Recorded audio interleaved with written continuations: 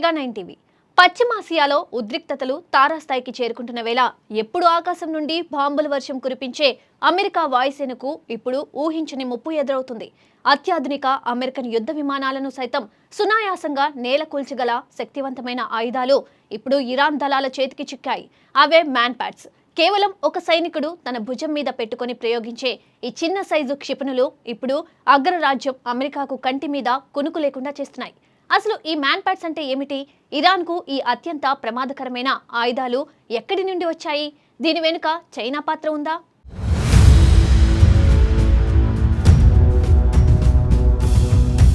America air force ప్రపంచంలోనే అత్యంత అత్యాధునికమైనది, శక్తివంతమైనది. కానీ ఇప్పుడు ఇరాన్ ప్రయోగిస్తున్న anti aircraft missiles America జెట్లకు తీవ్ర నష్టం కలిగిస్తున్నాయి.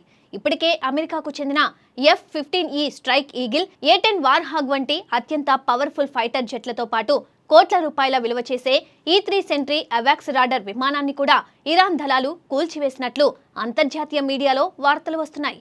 పెద్ద పెద్ద ఎయిర్ డిఫెన్స్ సిస్టమ్స్ లేకుండానే కేవలం చిన్న చిన్న ఆయుధాలతో ఇరాన్ ఈ స్థాయిలో అమెరికాకు నష్టం కలిగిస్తూ ఉండడం కలకలం రేపుతోంది.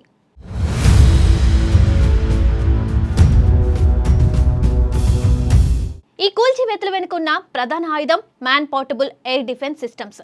వీటినే షార్ట్ గా మ్యాన్ ప్యాడ్స్ అని పిలుస్తారు. ఇది ఒకే ఒక సైనికుడు తన భుజంపై పెట్టుకొని ప్రయోగించగల క్షిపణి వ్యవస్థ.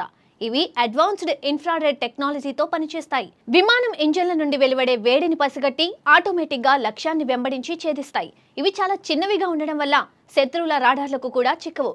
కొండలు, గుట్టల్లో దాక్కుని ఉన్న సైనికులు ధ్వని కంటే రెట్టింపు వేగంతో ప్రయాణించే ఈ క్షిపణులను ప్రయోగించి 5 కిలోమీటర్ల ఎత్తులో ఉన్న విమానాలను సైతం సులువుగా పేల్చేయగలరు.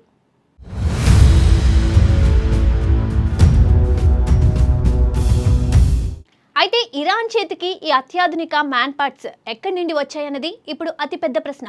దీని వెనుక చైనా హస్తం ఉన్నట్లు అమెరికా నిఘా వర్గాలు బలంగా నమ్ముతున్నాయి. దాదాపు 1000కి పైగా మ్యాన్ ప్యాడ్లను చైనా రహస్యంగా ఇరాన్కు సరఫరా చేసినట్లు సమాచారం. ముఖ్యంగా చైనాకు చెందిన QW2, QW18 వంటి అధునాతన మోడళ్లు ఇప్పుడు ఇరాన్ అమ్ముల పొదిలో ఉన్నాయి. అంతేకాకుండా అమెరికా విమానాల కదలికలను ముందుగానే పసిగట్టేందుకు ఇరాన్ చైనాకు చెందిన సీక్రెట్ స్పై శాటిలైట్ సేవలను కూడా వాడుకుంటున్నట్లు తెలుస్తోంది.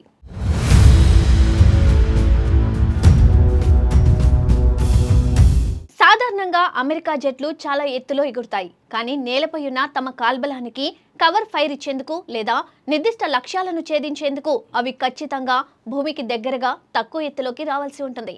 సరిగ్గా ఇదే సమయం కోసం ఇరాన్ గెరిల్లా దళాలు కాచుకుని ఉంటున్నాయి. లోయలు, పర్వత ప్రాంతాల్లో నక్కి ఉన్న సైనికులు తక్కువ ఎత్తులో ఎగిరే అమెరికా జెట్లను ఈ మ్యాన్ ప్యాడ్స్ తో క్షణాల్లో లక్ష్యంగా చేసుకుంటున్నారు. ఒకవేళ భవిష్యత్తులో చైనా నుండి ఇరాన్ మరింత అధునాతనమైన CM-302 సూపర్ సోనిక్ క్షిపణులను కూడా పొందితే అది గాల్లో ఎగిరే విమానాలకే కాకుండా సముద్రంలోని అమెరికా నావిక దళానికి కూడా పెను ముప్పుగా మారుతుంది.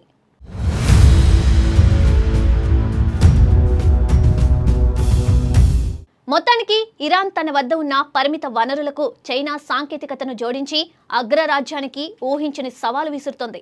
ఇది కేవలం సైన్యాల మధ్య జరుగుతున్న యుద్ధం మాత్రమే కాదు, అధునాతన సాంకేతికతకు, గెరిల్లా తరహా రక్షణ వ్యవస్థకు మధ్య జరుగుతున్న పోరాటం. పశ్చిమాసియాలో మారుతున్న ఈ యుద్ధ సమీకరణాలను అమెరికా ఎలా ఎదుర్కొంటుందో వేచి చూడాలి.